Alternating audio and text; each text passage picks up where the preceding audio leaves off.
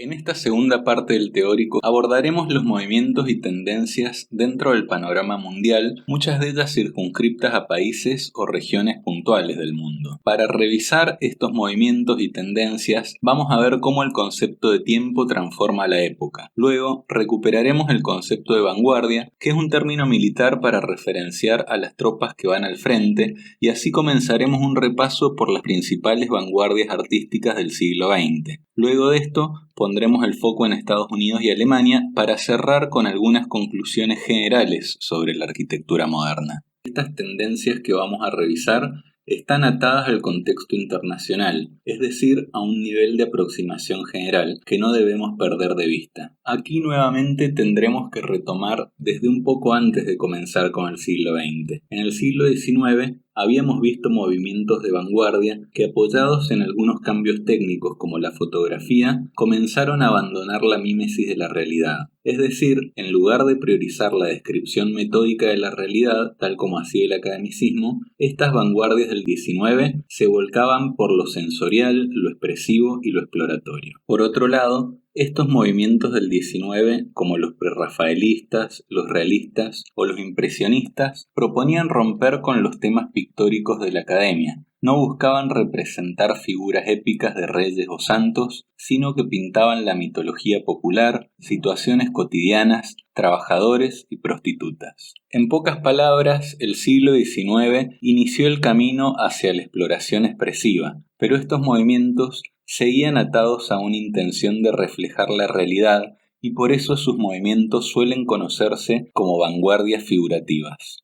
Por el contrario, las vanguardias artísticas del siglo XX profundizaron su confrontación con el arte academicista, solo que la convulsión de esta época generó un impulso definitivo para llevar al extremo estas búsquedas de cambio que habían nacido en el XIX. Las características generales de estas vanguardias del siglo XX son la ruptura con el pasado, la creciente abstracción, la gradual incorporación de adelantos técnicos y la incorporación del sentido del tiempo. En esta época de cambios frenéticos, el tiempo cobró protagonismo en la literatura, como cuando Proust escribió En busca del tiempo perdido, en las ciencias, cuando Einstein se refería al tiempo en la teoría de la relatividad, y fundamentalmente en el cine, cuando el arte de la fotografía abrió paso a un pensamiento de imágenes en secuencia. En la arquitectura moderna, el tiempo puede apreciarse de dos maneras: en la generación de recorridos dentro de la arquitectura, como hacía Le Corbusier,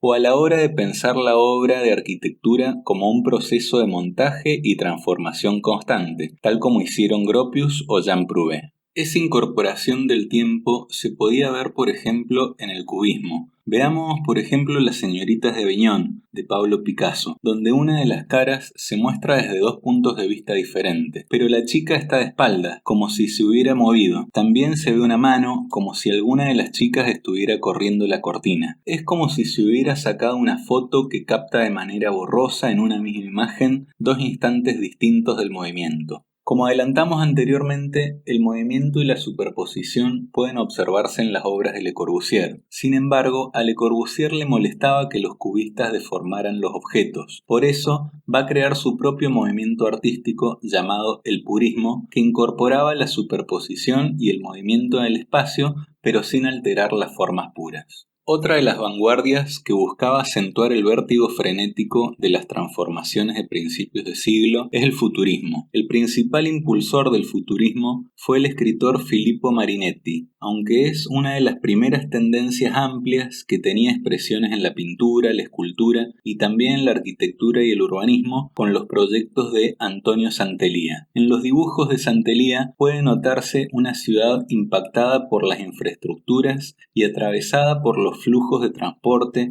energía y comunicaciones. Sus dibujos muestran grandes torres verticales, probablemente viviendas colectivas o edificios híbridos, que incorporan grandes ventanales, antenas, rampas, taludes y puentes en el aire. Una verdadera anticipación de las grandes megalópolis contemporáneas. El neoplasticismo compartía con el futurismo una raíz mística y mesiánica. Los principales referentes de este movimiento Piet Mondrian y Theo van Doesburg, siguiendo al matemático Johan Makers, buscaban convertir la realidad en unas construcciones controladas por nuestra razón, para recuperar más tarde esas construcciones en la naturaleza, impregnando así la materia con una visión plástica. El neoplasticismo tuvo su centro geográfico en los Países Bajos, donde publicaron una revista llamada De Stijl. En los proyectos arquitectónicos que se podían ver en esta revista hay que destacar los volúmenes dislocados, las composiciones centrífugas como si cada volumen fuera a salir volando y por supuesto la descomposición de la caja muraria, donde cada plano cobraba independencia ayudándose con el uso de colores fuertes. Tal como en las pinturas de Mondrian, las obras parecen un conjunto de planos flotando en una red geométrica infinita. El camino que iniciaron los neoplasticistas hacia la abstracción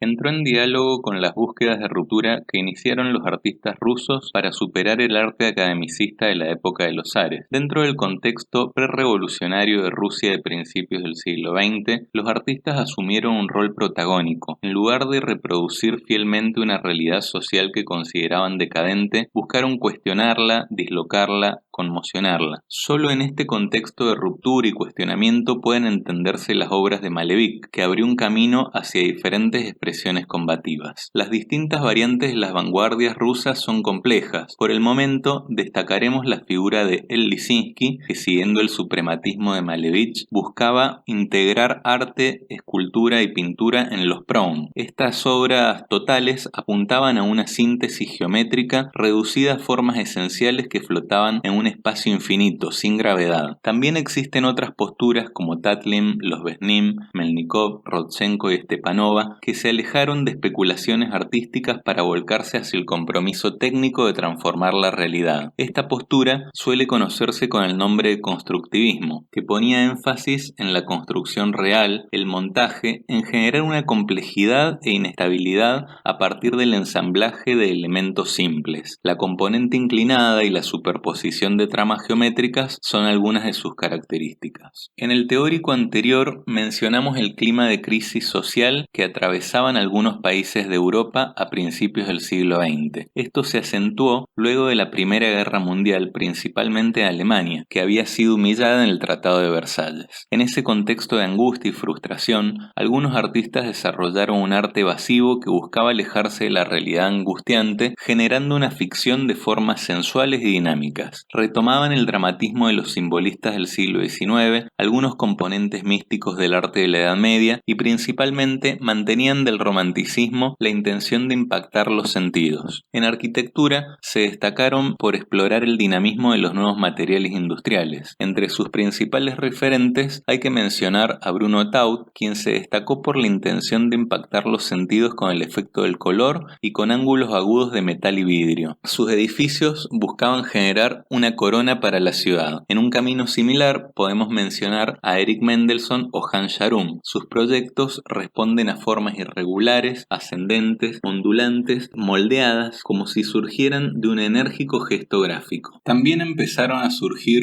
reacciones críticas contra la cultura industrial, por considerarla racionalista, fría, utilitaria y calculadora. A medida que se acercaba la Segunda Guerra Mundial, comenzaban a emerger expresiones irreverentes que mostraban el sinsentido de un supuesto mundo racional que parecía haber perdido el rumbo. Los dadaístas empezaron a crear productos e imágenes imposibles y a colocar objetos fuera de su contexto para causar estupor. Se llamaban dadaístas evocando el balbuceo que producen los niños cuando todavía no han sido incorporados a la cultura, a una cultura que consideraban nociva. En un camino similar avanzaron los surrealistas, como Dalí o Magritte, que se enfrentaban a la rigidez lógica del racionalismo, evocando mundos ocultos, subconscientes y oníricos, donde también podía verse la influencia de Freud. Es difícil encontrar vínculos generales en estos movimientos con la arquitectura previa a la Segunda Guerra, aunque se pueden establecer algunos contactos puntuales, por ejemplo cuando Le Corbusier diseñó una terraza mágica para Carlos Beistegui, un comitente que apoyaba a artistas surrealistas. En la chimenea imposible y delirante pueden verse similitudes con algunos interiores diseñados por Dalí.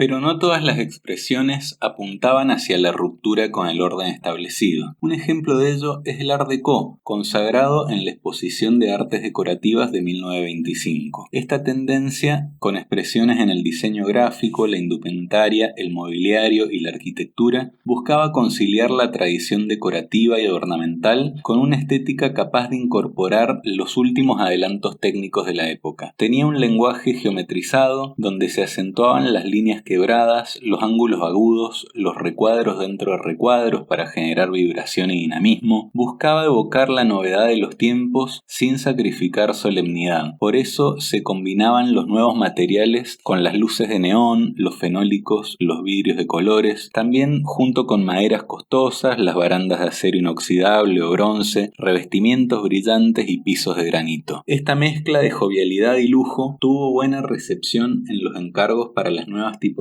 como cines, teatros, radios, canales de televisión y otros edificios para las grandes masas. También las clases sociales en ascenso, como por ejemplo los cargos jerárquicos del ferrocarril, sentían afinidad por esta mezcla de tradición decorativa e innovación técnica. Por eso, en la ciudad de Córdoba todavía encontramos viviendas Art Deco en barrios como Alta Córdoba, Pueyrredón o General Bustos. A nivel mundial, uno de los referentes internacionales es la cancha de Talleres. No, mentira, es el edificio Chrysler, que caracteriza el perfil urbano de Manhattan. Poniendo el foco en Norteamérica, hay que aclarar que durante el siglo XIX, Estados Unidos se transformó en una potencia colonial e industrialista. Si bien puertas adentro atravesó una guerra civil, su política exterior fue sumamente agresiva y expansionista. Venció a España, le quitó 7 estados a México y financió operaciones en el Caribe y en otros puntos de Latinoamérica. A nivel económico, tenía una buena base agrícola construida mediante la esclavitud. Aprovechó el impulso de la Segunda Revolución Industrial y salió beneficiada de la Primera Guerra Mundial. A este momento de auge lo habíamos visto reflejado en la Escuela de Chicago y también en las casas de Frank Lloyd Wright, sobre todo en las casas de la pradera. El proceso de auge y especulación de los locos años 20 terminó súbitamente con la caída de la bolsa en 1930, y esto repercutió también en la arquitectura de Estados Unidos. Por ejemplo, Wright comenzó a diseñar viviendas un poco más austeras, que se conocieron con el nombre de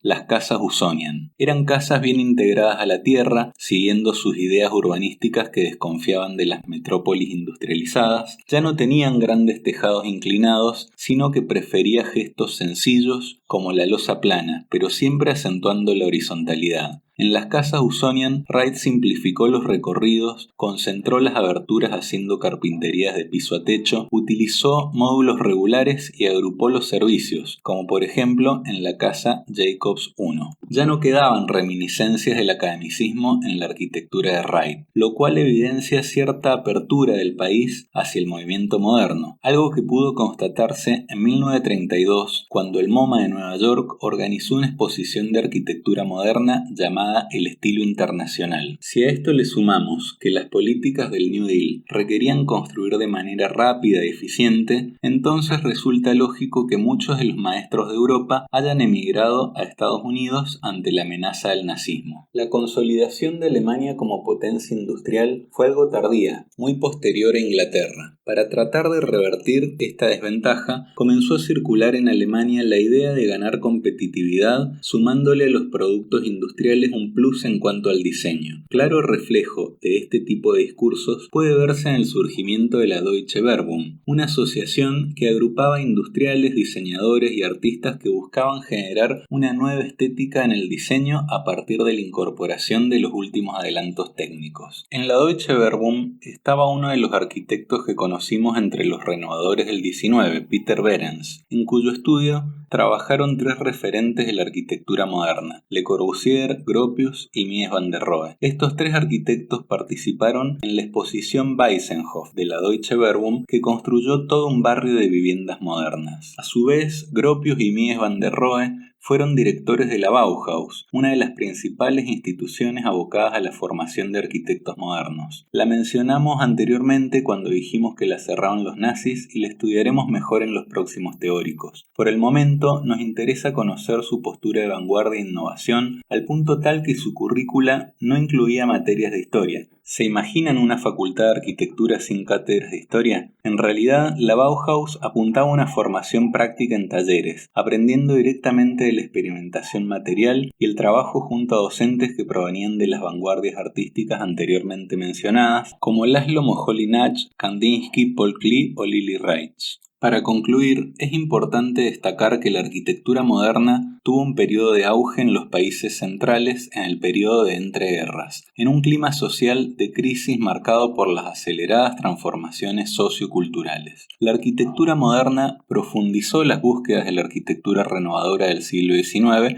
pero superando sus alcances. Algunas características comunes de la arquitectura moderna son el abandono del ornamento, el funcionalismo, es decir, que la forma y la organización del edificio responden linealmente a los requisitos funcionales de las actividades a desarrollar en su interior, la fluidez espacial, esa dilución del límite entre exterior e interior, la confianza en la ciencia y la industria y por último el cuestionamiento a los cánones clásicos. Sin embargo, la arquitectura moderna no era un movimiento monolítico. En ella pueden distinguirse tres subcorrientes. Como primera división podemos mencionar por un lado las búsquedas universales y por otro lado las búsquedas particulares. Las búsquedas universales en sus procesos de diseño avanzan de lo general a lo particular, estableciendo caminos lógicos y reglas estables para alcanzar los resultados arquitectónicos finales. En estas búsquedas universales podemos ubicar las obras que conocemos como arquitectura racionalista. Dentro de esta corriente podríamos situar los proyectos de Le Corbusier del periodo entreguerras, aunque también podríamos ubicar a los arquitectos que repasamos en este teórico como Gropius o Mies van der Rohe. Por el otro camino, el de las búsquedas particulares asociadas a un pensamiento serial, experimental, de constante prueba y error, tal como si fuera el camino que siguen los artistas, encontramos dos subcorrientes, la arquitectura organicista y la arquitectura expresionista. Mientras en el organicismo podríamos situar las obras de Frank Lloyd Wright o Alvar Aalto del periodo entreguerras, en el expresionismo podríamos referirnos a otros arquitectos mencionados en este teórico como Mendelssohn,